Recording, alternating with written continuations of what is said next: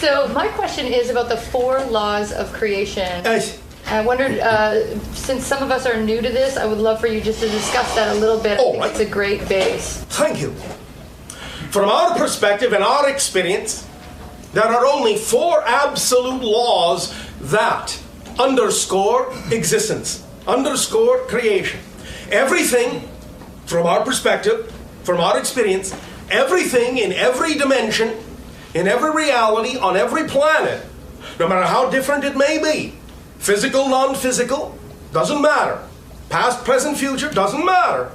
Is based on these 4 laws. We have not yet found a 5th.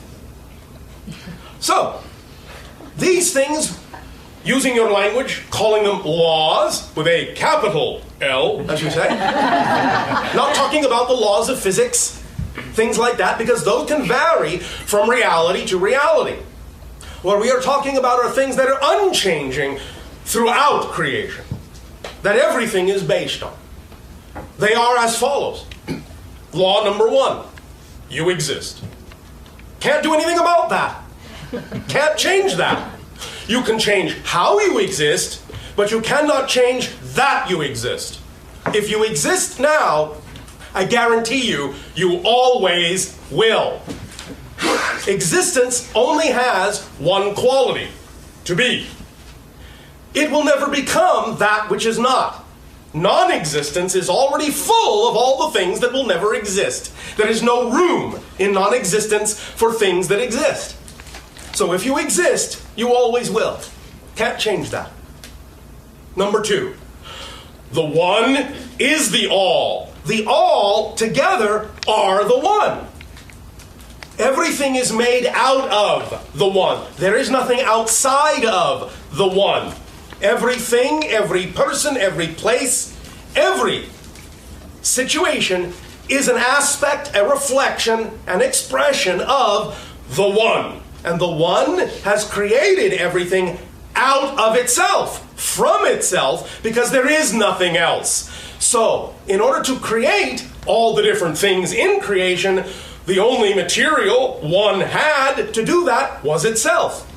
So every being is a facet of this multidimensional oneness. The one is all are one. Law number 2. Law number 3, what you put out is what you get back. Plain and simple. Plain and simple. In physics, you say every action has an equal and opposite reaction. Like attracts like. You may phrase it in any number of ways, but it's the same law. Law of attraction. 3rd law of existence. Doesn't matter what you call it. What you put out is what you get back. Because physical reality doesn't empirically exist except as a reflection. Physical reality is literally like a glass mirror.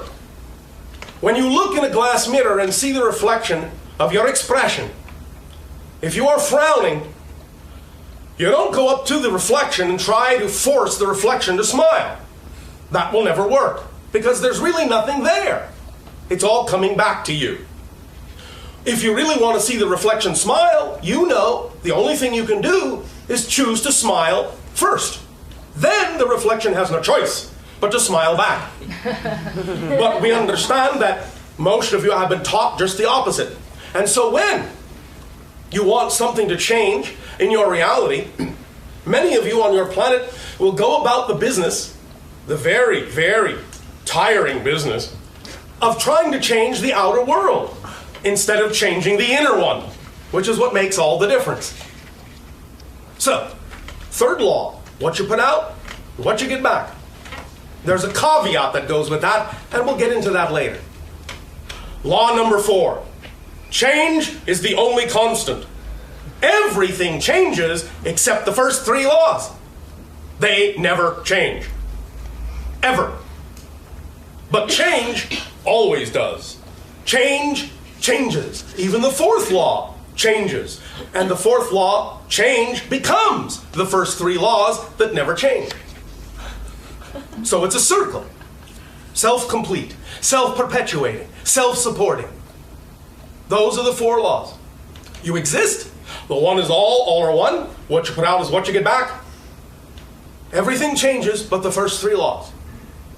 Those 4 principles are what all of your experiences are based on.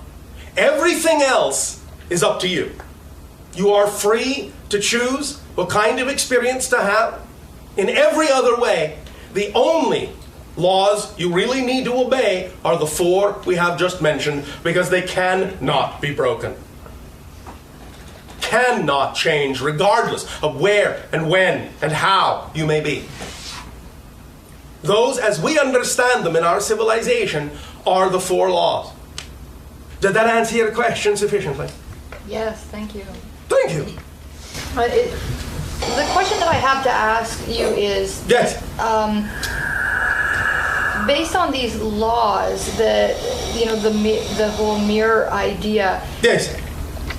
We're in a collective community here that we're all committed to each other, and occasionally there are things that come up between people, and this is in our society in general, where yes. we might fall at a discord with someone, yes. or someone might do something that is hurtful, yes. or feels out of integrity yes. with us, with our highest excitement, yes. highest good. All of that conflict only comes from fear and lack of clarity in communication.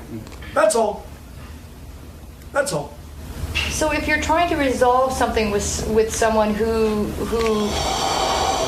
but you have to only change yourself. Yes, you cannot change anyone else. No, you can offer them an opportunity to think differently, but you have to allow them to choose what they wish. Because if you don't allow them unconditionally to choose what they wish, then how is anyone going to allow you to choose what you wish? True. Allowance is the key. So if you're in a situation with someone and you're allowing them and yes. they continually keep hurting you or bringing back, the same pattern. Or you continually allow yourself to be hurt. Great.